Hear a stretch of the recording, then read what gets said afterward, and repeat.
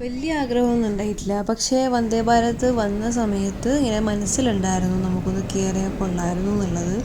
അങ്ങനെ ആ ഒരു ആഗ്രഹം സാധിച്ചിരിക്കുകയാണ്. നമ്മളിപ്പോൾ 3 ദിവസത്തേക്ക് നമ്മളെ നാട്ടിൽ നിന്ന് പോവാണ്.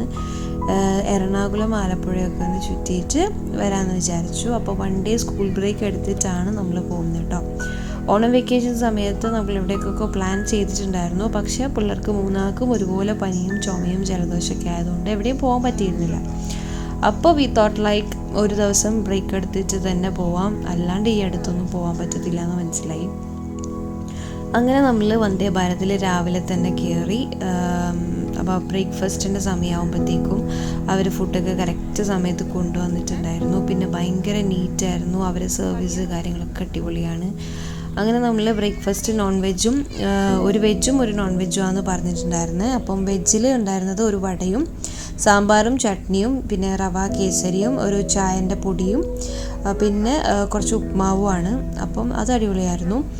പിന്നെ നോൺ വെജിലുണ്ടായിരുന്നത് 2 കട്ട്ലേറ്റും ഒരു ഓംപ്ലേറ്റും 2 ബ്രെഡ് ചീസിൽ സ്പ്രെഡ് ചെയ്തിട്ട് കഴിക്കാൻ വേണ്ടിയിട്ട് പിന്നെ കേസരിയും ചായപ്പൊടിയായിരുന്നു. അപ്പോൾ ഇത്രയേ ഉള്ളൂ.